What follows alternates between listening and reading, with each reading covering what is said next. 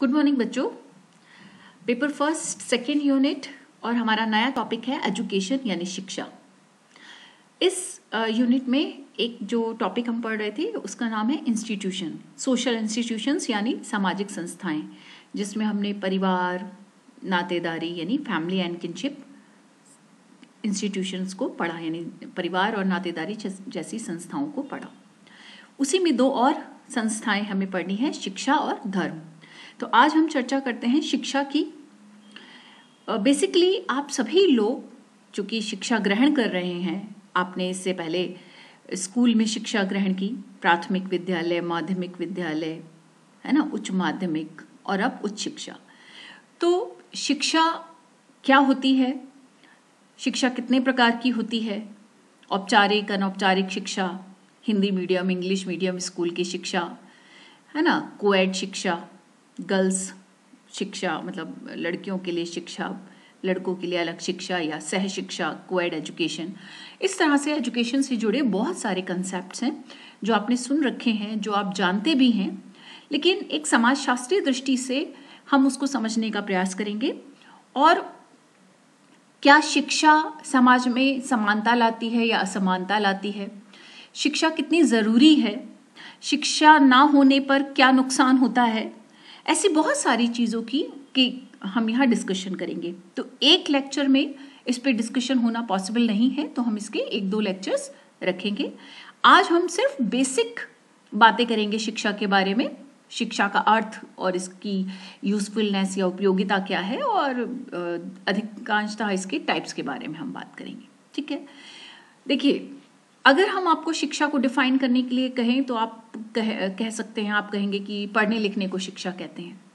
ठीक है, चलिए, शिक्षा का अर्थ जानने के लिए जरूरी है कि हम उसको एक परिभाषा का रूप दे दें। शिक्षा उन औपचारिक अनौपचारिक क्रियाओं का समुच्चय है जिनके द्वारा ज्ञान, मूल्य, व्यवसाय, पेशे से संबंधित कुशलता और आलोचनात्मक चेतना का मनुष्य के व्यक्तित्व में आंतरीकरण होता है। ये परिभाषा कुछ ज़्यादा ही कहना चाहिए कॉम्प्लेक्स हो गई, जटिल भाषा हो गई, इसको हम और सरल कर देते हैं। शिक्षा ऐसी क्रियाओं का समुच्चय है जिसमें औपचारिक भी है, अनौपचारिक भी, यानी फॉर्मल और इनफॉर्मल जो एक्शंस होते हैं शिक्षा में, दोनों होते हैं, फॉर्मल और इनफॉर्मल, है ना, यानी औपचारिक अनौपचारिक दोनों प्रकार की क्रियाएं होती हैं, जिनके द्वारा मनुष्य को क्या क्या दिया जाता है, उसको ज्ञान यानी सूचना, ज्ञान, मूल्य, वैल्यूज सिखाए जाते हैं, जो समाज के, परिवार के, राष्ट्र के मूल्य हैं वो सिखाए जाते हैं। व्यवसाय और पेशे से संबंधित जो कौशल, जो स्किल सीखनी होती है वो उसे सिखाए जाते हैं। और उसमें क्रिटिकल कॉन्शियसनेस यानी आलोचनात्मक चेतना, मतलब उसमें क्रिटिकल कॉन्शियसनेस, चीजों को तार्किक ढंग से देखने और समझने की चेतना पैदा की जाती है, उसके व्यक्तित्व का पार्ट बनाया जाता है। ये सब चीजें जिस औपचारिक अनौपचारिक क्रियाओं के माध्यम से होते हैं उनको शिक्षा कहते हैं। समझ में आया? एक बार फिर से देखिए कि शिक्षा जो है कुछ ऐसी क्रियाओं, कुछ ऐसी औपचारिक अनौपचारिक यानी फॉर्मल इनफॉर्मल एक्शंस का समुच्चय है या कलेक्शन है जिनके द्वारा मनुष्य को ज्ञान, मूल्य यानी वैल्यूज, नॉलेज, इंफॉर्मेशन और स्किल्स सिखाई जाती हैं, कुछ व्यवसाय और पेशे से संबंधित, और उसमें क्रिटिकल कॉन्शियसनेस यानी आलोचनात्मक चेतना या तार्किकता पैदा की जाती है। और इन सबको पैदा जिन क्रियाओं के माध्यम से किया जाता है उन एक्शंस को हम शिक्षा की संज्ञा देते हैं। ठीक है, चलिए, अब शिक्षा जो है बेसिकली सांस्कृतिक मूल्य जिन माध्यमों के द्वारा एक पीढ़ी से दूसरी पीढ़ी को हस्तांतरित होते हैं उनमें शिक्षा एक महत्वपूर्ण साधन है। यानी शिक्षा क्या काम करती है, जो आपके कल्चरल वैल्यूज हैं, एक समाज के, एक परिवार के जो कल्चरल वैल्यू हैं वो एक पीढ़ी से दूसरी पीढ़ी को पहुंचाने का एक महत्वपूर्ण साधन है शिक्षा। आपके परिवारी जन आपको जो शिक्षा देते हैं उन शिक्षा के माध्यम से वो आपके परिवार के वैल्यूज को, उनकी जो रिलीजियस वैल्यू हैं, कल्चरल वैल्यू हैं, मॉरल वैल्यूज हैं, उनको वो एक पीढ़ी से दूसरी पीढ़ी को तक हस्तांतरित करते हैं या ले जाते हैं, है ना। ऐसे ही एक जिस समाज या देश में आप रहते हैं वहाँ उस देश या राष्ट्र के, समाज के जो मूल्य होते हैं, संवैधानिक मूल्य हैं, सार्वजनिक मूल्य हैं, वो एक पीढ़ी से दूसरी पीढ़ी को शिक्षा के माध्यम से, औपचारिक शिक्षा के माध्यम से, पुस्तकीय ज्ञान के माध्यम से हस्तांतरित होते हैं। तो शिक्षा उन विचार व्यवस्थाओं और क्रियाओं का समुच्चय है जिन्हें एक पीढ़ी से दूसरी पीढ़ी इसलिए हस्तांतरित किया जाता है, इसलिए ट्रांसमिट किया जाता है ताकि वे सामाजिक भूमिकाओं का बोध कर सके, यानी उन्हें ये ज्ञात हो सके उन व्यक्तियों को, उन बच्चों को कि वे उनकी समाज में क्या भूमिकाएं हैं, समाज का एक सक्रिय सदस्य बन सकें, एक यूजफुल मेंबर बन सकें और सामाजिक अपेक्षाओं के अनुरूप, जो समाज उनसे अपेक्षा रखता है उनके अनुरूप नवीन संस्थागत संरचनाओं को उत्पन्न कर सके और उनमें संभावित संशोधन कर सके, आवश्यकता पड़ने पर उनमें संशोधन भी कर सके, परिवर्तन भी कर सके। तो शिक्षा जो है ऐसी क्रियाओं का समुच्चय है जिसमें ये सब होता है, मूल्य सिखाए जाते हैं, ज्ञान दिया जाता है, व्यवसाय और पेशे से संबंधित कौशल सिखाया जाता है और उसमें तार्किक जो शक्ति है वो उत्पन्न की जाती है, तार्किक चेतना को बच्चों में उत्पन्न किया जाता है और उसके व्यक्तित्व का हिस्सा बनाया जाता है। क्यों? ताकि वो समाज में एक ऐसा व्यक्तित्व बन सके जो समाज में सक्रिय सदस्य की भूमिका निभाए। ऐसा नहीं हो कि निष्क्रिय होकर पढ़ा जाए, समाज में कुछ भी हो रहा हो उससे उसका कोई लेना देना नहीं हो, नहीं, बल्कि शिक्षा मनुष्य को सक्रिय सदस्य बनाती है समाज का। वो उसमें अपना सक्रिय या पॉजिटिव जो है योगदान कर सकता है, तभी कर सकता है जब वो शिक्षा के माध्यम से इन सब चीजों को उसने अपने व्यक्तित्व का हिस्सा बना लिया हो। समाज की अपेक्षाओं के अनुरूप वो समाज में ऐसी नवीन संस्थाएं बनाता है, उनमें संशोधन करता है, उनमें परिवर्तन करता है और अपनी भूमिकाओं को का निर्वाह करता है। चलिए, अब आता है सवाल कि इसके अलावा, ये तो हमने कहा कि शिक्षा ये है, इन क्रियाओं का समुच्चय है और वो ये काम करती है, तो शिक्षा की क्या भूमिका है? What is the role of education? तो शिक्षा की भूमिका क्या है? मोटे तौर पर बहुत सारी शिक्षा की भूमिकाएं हैं, लेकिन कुछ हैं, जैसे शिक्षा व्यक्ति और समाज के मध्य सामंजस्य यानी कोऑर्डिनेशन स्थापित करती है, उन दोनों के मध्य सामंजस्य स्थापित करती है। शिक्षा समाजीकरण का सबसे प्रमुख साधन है। समाजीकरण यानी सोशलाइजेशन, जिसमें जो है बच्चा जो है वो समाज की, परिवार की, राष्ट्र की मूल्यों को, संस्कृति को, जीवन निर्वाह के तरीकों को सीखता है और अपने व्यक्तित्व का अभिन्न अंग बनाता है। तो शिक्षा समाजीकरण का प्रमुख साधन है। सामाजिक नियंत्रण का भी एक प्रभावी माध्यम है शिक्षा। समाज में जो कंट्रोल किया जाता है, सोशल कंट्रोल किया जाता है, कैसे व्यवहार करना है, कैसे नहीं करना है, क्या सही है, क्या गलत है, इन सबको जो सिखाने का काम होता है वो शिक्षा के माध्यम से किया जाता है। प्रारंभिक कक्षाओं से ही बच्चे को संवैधानिक नियम, मूल्य, कानून, राष्ट्र राज्य के प्रति व्यक्ति का, एक नागरिक का जो दायित्व है, उसके कर्तव्य हैं, ड्यूटीज हैं, नैतिकता है, उन सबको सिखाया जाता है। तो इन सबको सिखाने का जो बेसिक पर्पस होता है वो होता है समाज में नियंत्रण स्थापित करना। तो शिक्षा सामाजिक नियंत्रण का भी एक प्रमुख साधन है। शिक्षा न केवल सामाजिक परिवर्तन को उत्पन्न करता है बल्कि परिवर्तन को एक दिशा भी प्रदान करता है, एक उचित, एक प्रॉपर डायरेक्शन में भी परिवर्तन को डायरेक्ट करता है। समाज में जो भी परिवर्तन होता है, आप देखिए कि समाज में जो बदलाव हुए, जैसे कि पहले जो था महिलाओं को शिक्षा से दूर रखा जाता था, है ना, धीरे धीरे समाज में बदलाव आया, जो समाज सुधारक आए उन्होंने महिला शिक्षा को बढ़ावा दिया। आज बेटी पढ़ाओ बेटी पढ़ाओ का जो नारा दिया जा रहा है, उसमें भी बेटी की शिक्षा को यानी लड़की की शिक्षा को अनिवार्य समझा जा रहा है, उसके महत्व को जाना जा रहा है। तो ये जो सामाजिक परिवर्तन आया ये शिक्षा के माध्यम से आया कि शिक्षा जो है समाज में बदलाव लाने के लिए कितना जरूरी है, और न केवल उत्पन्न करता है बल्कि उसको डायरेक्शंस भी देता है। सती प्रथा, बाल विवाह, दहेज प्रथा, जितनी भी कुरीतियां थी समाज में, जौहर प्रथा, इन सबको भी रोकने में, बाल अपराध, ये जितनी भी कुरीतियां हैं, अपराध हैं, विचलन की घटनाएं हैं, इन सबको भी रोकने में या इनको कम करने में भी जो है समाज में शिक्षा बहुत महत्वपूर्ण भूमिका निभाता है। और यही कारण है कि पहले जो कुरीतियां परंपरागत समाज में, सरल समाज में थी, वो धीरे धीरे कानून और संविधान के माध्यम से कम होती गई या एक दंडनीय अपराध घोषित हो गई। फिर शिक्षा और क्या करता है? शिक्षा विरोध या असहमति को तार्किक आधार देता है। आप अगर किसी चीज से असहमत हैं, सहमति नहीं रखते हैं या उसका विरोध करना चाहते हैं, तो उसके पीछे जो तर्क है वो शिक्षा आपको देती है कि किस तर्क के आधार पर आप किसी भी बात से, किसी भी परिवर्तन से, किसी भी घटना से असहमत हैं या उसका विरोध करना चाहते हैं किसी बात से, आप राज्य की, समाज की, परिवार की किसी भी बात से अगर असहमत हैं या उनका विरोध प्रदर्शित करना चाहते हैं, तो शिक्षा ही वो माध्यम है जो आपको तर्क देती है। तो तर्क के आधार पर ही हम किसी चीज का विरोध करते हैं, तभी वो माननीय होता है या स्वीकृत होता है। तो तार्किक आधार देती है आपको सोचने समझने, और उसके पीछे क्या तर्क हो सकता है, किस तर्क के आधार पर हम किसी चीज के प्रति असहमति व्यक्त कर सकते हैं या विरोध कर सकते हैं, वो आधार हमें शिक्षा देती है। आपने से बहुत सारे आंदोलन मूवमेंट्स देखे होंगे, है ना, जैसे महिलाओं के विरुद्ध अपराध की घटना या हिंसा की घटनाएं बढ़ रही हैं, तो उसके पीछे जो असहमति है या विरोध प्रदर्शन किया जाता है, आप देखे होंगे समय समय पर खूब सारे विरोध प्रदर्शन होते हैं, तो वो उनके पीछे जो तर्क देता है या तार्किक आधार देती है वो शिक्षा ही देती है। तो शिक्षा आपको इन सब चीजों के बारे में अवेयर करती है, जागरूक करती है, और विरोध असहमति प्रदर्शित करने का साहस भी शिक्षा ही देती है। रोजगार के साधनों को उपलब्ध कराती है। जैसे जब व्यक्ति शिक्षित होता है, ऐसा नहीं है कि अशिक्षित व्यक्ति के पास रोजगार नहीं होता या अशिक्षित व्यक्ति जो है अर्निंग नहीं कर सकता, आर्थिक एंटिटी नहीं, इकोनॉमिक एंटिटी नहीं बनता, आर्थिक इकाई नहीं बनता, ऐसा नहीं है।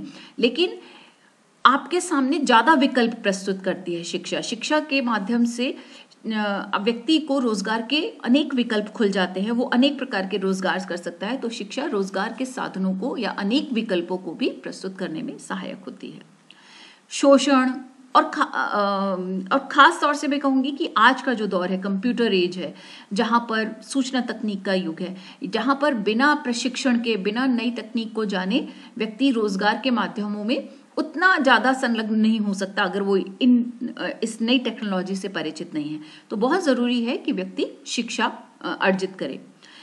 और जो इम्पोर्टेंट एक है वो है शोषण, असमानता और अज्ञानता। इग्नोरेंस है, इनइक्वालिटी है, एक्सप्लॉयटेशन है, इन सब से भी शिक्षा जो है मुक्ति दिलाती है।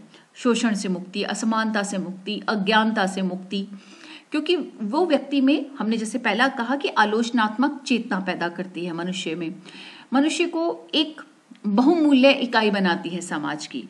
जितना भी व्यक्ति अगर शिक्षित होता है तो वो शोषण के विरुद्ध आवाज उठा सकता है, वो शोषण को समझता है कि क्या चीज जो है, किस चीज आधार पर उसका शोषण किया जा रहा है, वो उसका विरोध कर सकता है, वो असमानता को पहचान सकता है, समानता की मांग कर सकता है, किस आधार पर और कहाँ उसके साथ जो है अन्याय हो रहा है, वो उसके विरुद्ध आवाज उठा सकता है। तो ये सारी चीजें को मिटाने में, इन सबसे मुक्ति दिलाने में शिक्षा की एक अहम भूमिका होती है। तो ध्यान रखिए, शिक्षा एक महत्वपूर्ण परिवर्तन का साधन है जो मनुष्य की वर्तमान स्थिति में या उसकी निम्न स्थिति में या उसकी अधीनस्थ स्थिति में प्रभावी रूप से भूमिका निभाता है।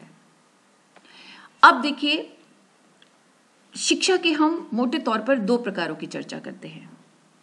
एक अनौपचारिक शिक्षा यानी इनफॉर्मल एजुकेशन, और एक फॉर्मल यानी औपचारिक शिक्षा। अनौपचारिक शिक्षा जो होती है वो जो हमारे प्राइमरी इंस्टीट्यूशंस हैं, फैमिली है ना, परिवार है, परिवार को मनुष्य की प्रथम पाठशाला माना जाता है। तो परिवार में ही मनुष्य सबसे पहले भाषा सीखता है, बोलना सीखता है, चलना सीखता है, अपने जीवन जीने के तरीकों को सीखता है, खाना पीना, चलना, ओढ़ना, भाषा, इन सब चीजों को सबसे पहले अगर बच्चा कहीं सीखता है तो परिवार में सीखता है, और इसीलिए परिवार को बच्चों की प्रथम पाठशाला माना जाता है। लेकिन जो वो परिवार में सीखता है उसके लिए कोई उसे प्रवेश परीक्षा नहीं देनी पड़ती, कोई एडमिशन नहीं लेना पड़ता।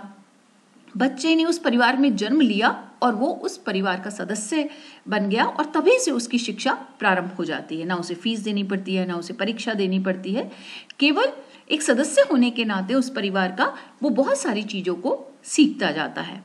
तो अनौपचारिक शिक्षा के अंतर्गत उन सांस्कृतिक मूल्यों, विचारों, क्रियाओं को सम्मिलित करते हैं जो सामाजिक इकाई को समाज के प्रति चेतनशील बनाती है। इस प्रकार की शिक्षा का संबंध परीक्षा या सफलता और पुरस्कार से नहीं होता, जैसा भी हमने बताया। इस प्रकार की शिक्षा के प्रसार में अनौपचारिक समूह जैसे परिवार है, पड़ोस है, मित्र है, इनकी भूमिका महत्वपूर्ण होती है। यानी परिवार से, मित्र से, पड़ोस से आप जो कुछ भी सीखते हैं वो अनौपचारिक शिक्षा है।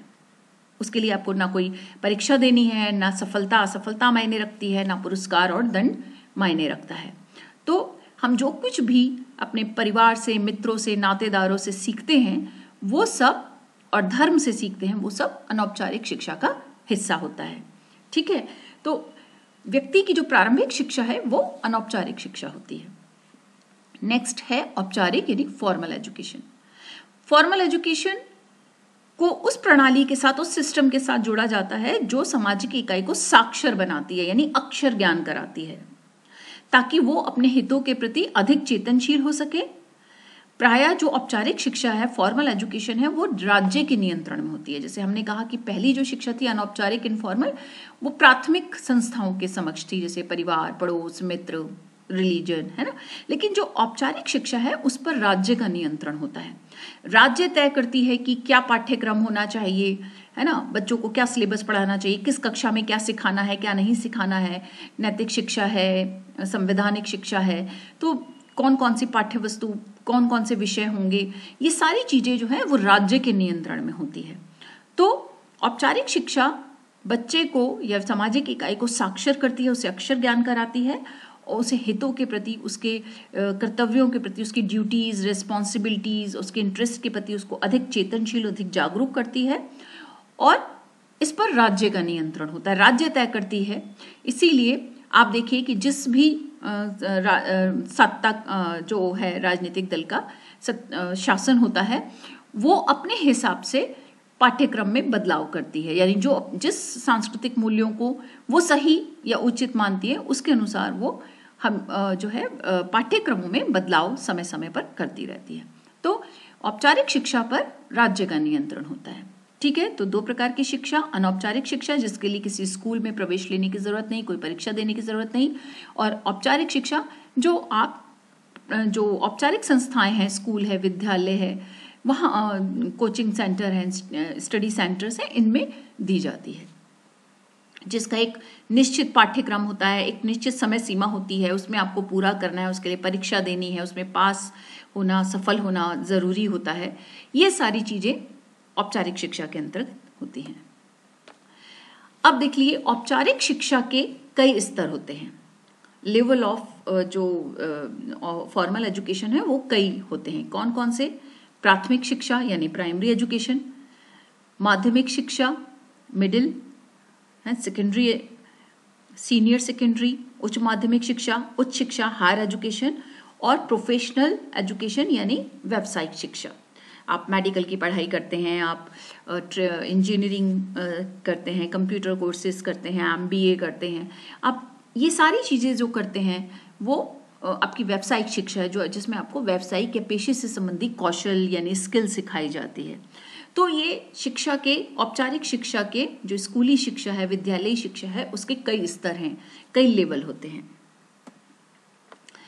अब औपचारिक शिक्षा चूंकि विद्यालयी शिक्षा होती है, जो विद्यालय में जाकर ही अर्न की जाती है, उसके लिए पहले जो औपचारिक शिक्षा होती थी उसके लिए गुरुकुल हुआ करते थे, आज विद्यालय हैं, लेकिन औपचारिक शिक्षा पहले भी थी और आज भी है। तो औपचारिक शिक्षा विद्यालयी शिक्षा है, और उसमें भी अगर हम डिवीजन करें तो प्राइवेट स्कूल्स हैं, निजी स्कूल हैं, सरकारी स्कूल है, और प्राइवेट और जो गवर्नमेंट स्कूल हैं। अब तीसरे प्रकार के भी स्कूलों की चर्चा होने लगी है जो PPP हैं, यानी पब्लिक प्राइवेट पार्टनरशिप में चलते हैं, यानी आधे सरकारी हैं, आधे निजी हैं। तो PPP मॉडल पर भी आपके कुछ स्कूल विद्यालय चलते हैं, और दोनों ही प्रकार के स्कूल इंग्लिश मीडियम भी हो सकते हैं, हिंदी मीडियम भी हो सकते हैं, यानी हिंदी माध्यम की शिक्षा जहां दी जाती हो, इंग्लिश मीडियम की दी जाती हो। कुछ स्पेसिफिकली गर्ल्स स्कूल होते हैं, कुछ बॉयज स्कूल होते हैं, कुछ कोएड होते हैं यानी सहशिक्षा वाले होते हैं, कुछ लड़कियों के स्कूल, कुछ लड़कों के लिए, और कुछ सहशिक्षा यानी लड़का और लड़की दोनों को एक साथ शिक्षा दी जाती है। फिर स्कूल्स के ऊपर आपके विश्वविद्यालय, महाविद्यालय, यूनिवर्सिटीज होती हैं, कॉलेजेस हैं, जिनको कॉलेजेस में भी आपकी जो है कोएड हो सकते हैं, गर्ल्स और बॉयज हो सकते हैं। तो इस तरह से ये शिक्षा का जो है फॉर्मल स्वरूप है, जिसमें आपको शिक्षा दी जाती है। ठीक है, अब यहां तक जो हमने समझा वो शिक्षा का एक बेसिक, एक मूलभूत अवधारणा को हमने समझा कि शिक्षा क्या है, शिक्षा में की भूमिका क्या है, शिक्षा क्या क्या रोल प्ले करती है हमारी लाइफ में, और शिक्षा के क्या स्वरूप हो सकते हैं या शिक्षा के क्या प्रकार हो सकते हैं। अभी तक आज के लेक्चर में हमने केवल इतना जानने का प्रयास किया। आगे हम शिक्षा के कारण जो क्या शिक्षा के कारण क्या शिक्षा समस्याओं को दूर करता है या शिक्षा स्वयं में एक समस्या है, शिक्षा और असमानता किस तरह से आपस में जुड़े हुए हैं, ऐसी बहुत सारी हम चर्चा करेंगे जो आज के दौर में शिक्षा से जुड़ी हुई हैं। तो अभी तक के लिए इतना ही। मुझे लगता है कि आप लोगों को शिक्षा का कंसेप्ट, प्रारंभिक कंसेप्ट जो है वो समझ में आया होगा। नहीं आए तो आप सवाल जवाब कर सकते हैं। थैंक यू बच्चों।